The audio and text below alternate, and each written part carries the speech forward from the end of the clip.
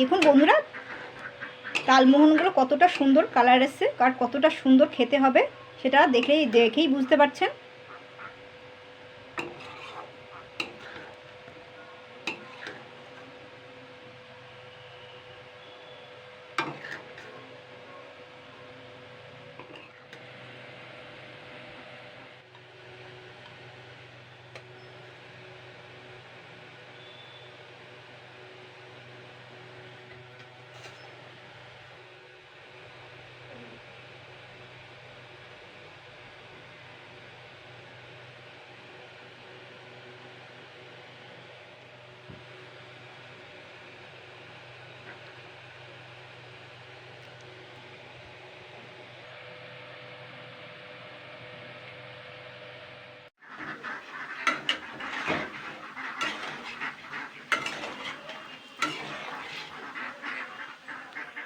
বন্ধুরা, আমি Priyanka, welcome back to my channel. বন্ধুরা, আজকে আমি বানিয়ে দেখাবো পাকা তালের একটা দুর্দান্ত রেসিপি।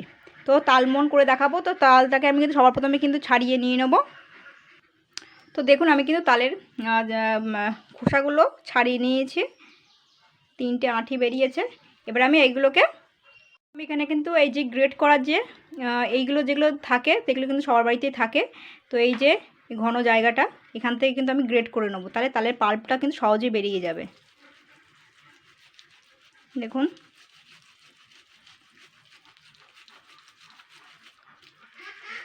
এইভাবে করে নিলে তালের পাল্পটা সহজেই বেরিয়ে যাবে। আপনারা ঝুড়িতেও করতে পারেন, গ্রেট করে নিতে পারেন।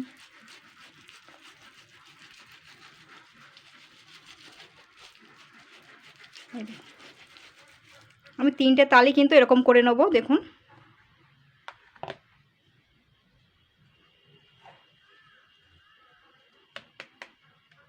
তো দেখুন আমি কিন্তু যে 3টে তাল ছিল, আঁটি ছিল, তো সেখান থেকে কিন্তু আমি 2টো তাল আমি পাল্প বার করে নিয়েছি এরকম ঘন। আর এর মধ্যে কোনো রকম যেন সুতো সুতো যেন ভাব না থাকে।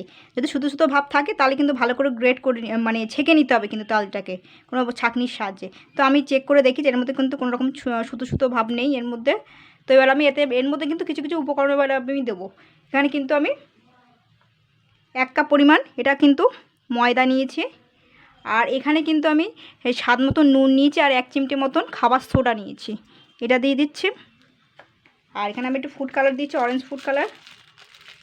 আপনারা দিতে পারেন, নাও দিতে পারেন, আমি কিন্তু কালারের জন্য দিচ্ছি।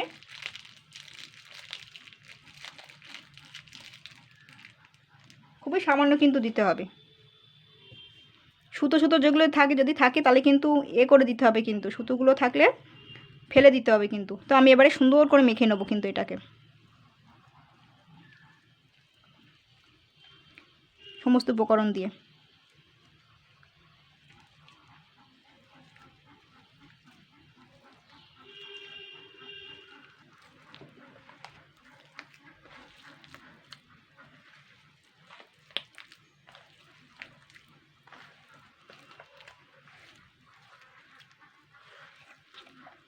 আমি কিন্তু কোনো রকম এতে এলাচ গুঁড়ো দেবো না। এলাচ গুঁড়ো দিলে কি বলুন তো, তালের যে গন্ধটা, পাকা তালের যে গন্ধটা সেটা কিন্তু থাকবে না। আপনারা চাইলে দিতে পারেন, কিন্তু কিন্তু অন্যরকম হয়ে যাবে গন্ধটা। এটা কিন্তু খুব সুন্দর একটা পাকা তালে যেরকম গন্ধ থাকে সেরকম কিন্তু গন্ধটা থাকবে।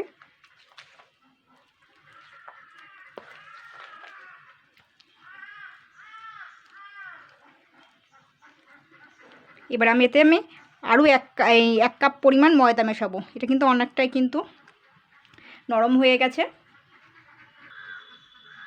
বর্ষার ওয়েদারটা এমনই পড়েছে যে আলোটা একটুখানি কম হয়েছে, কম পড়ছে।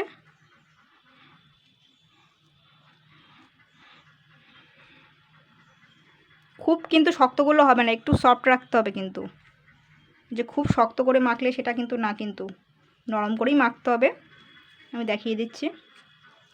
দেখুন, আমি কিন্তু মেখে নিয়েছি, এটা কিন্তু এরকমই থাকবে, আর বেশি শক্ত করলে হবে না কিন্তু। এটা এরকমই করে নিয়েছি আমি। এটা আমি এবারে সাইডে রাখবো। দেখুন, আমি কিন্তু এখানে তেল দিয়ে দিচ্ছি, রিফাইন্ড অয়েল তেল দিয়েছি। তো এবার আমি তো এই হাতে একটু জল মাখিয়ে নেবো। আমি জল মাখিয়ে নিয়েছি, আর দেখুন ব্যাটারটা কিন্তু অনেকটা ফেপে গেছে। তো আমি কিন্তু আবার একটুখানি এটাকে একটু করে নেবো। জলের সঙ্গে আস্তে আস্তে করে করে অল্প করে এখান থেকে নিতে হবে কিন্তু, অল্প অল্প করে, একদম পুরো অল্প অল্প করে। দেখুন এইভাবে। একদম পুরো ছোটো ছোটো করে দিতে হবে। এই দেখুন।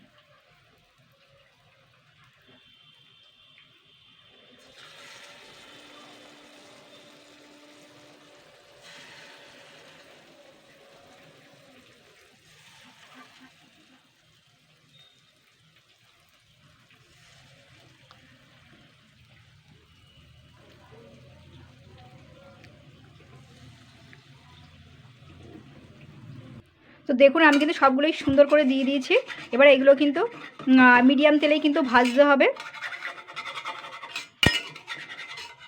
তো দেখুন কতটা সুন্দর কালারটা এসছে। এটা কিন্তু আমি সমস্ত মিডিয়াম তেলেই ভেজে নিয়েছি এগুলো। এবার আমি এগুলোকে কিন্তু তুলে নেব। কতটা সুন্দর দেখুন। এগুলো কিন্তু মিডিয়াম তেলেই কিন্তু ভেজে নিতে হবে 10-15 মিনিট ধরে। আর খুন্তি দিয়ে দেওয়ার পরে কিন্তু খুন্তি দিয়ে এইভাবে কিন্তু নাড়তে হবে। এবার আমি এগুলোকে ভেজে তুলে নেব। ভাজা হয়ে গেছে আর কি, তুলে নেব।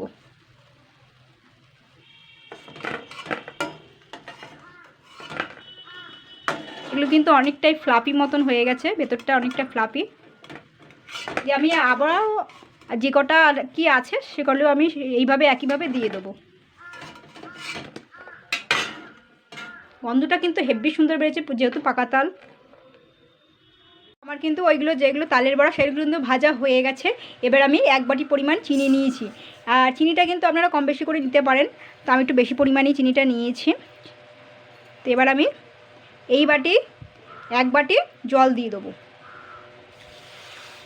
দেখুন আমি জল দিয়ে দিলাম। আমি কিন্তু আর বেশি জল দেবো না, যেহেতু এই চিনিটা গুলে কিন্তু অনেকটাই জল হয়ে যাবে। তো এবারে এটাকে আমি ঘন একটা চিনির শিরা বানিয়ে নেবো। চিনিটা কিন্তু পুরোপুরিভাবে গুলে গেছে। তো এবারে এইভাবে কিন্তু খুন্তি দিয়ে নাড়তে হবে আর জাল করতে হবে। একদম পুরো চিনি শিরাটা কিন্তু পুরোপুরি এইভাবে ঘন করতে হবে।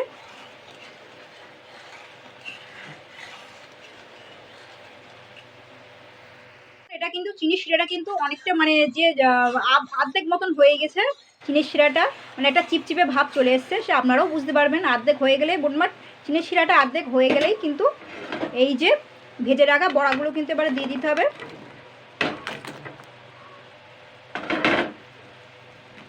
দিয়ে এইভাবে কিন্তু এবার নাড়তে হবে। চিনির শিরাটা এইভাবে নাড়তে নাড়তে চিনির শিরাটা কিন্তু শুকিয়ে ফেলতে হবে।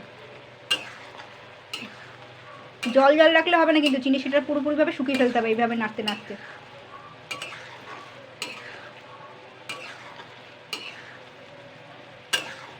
দেখুন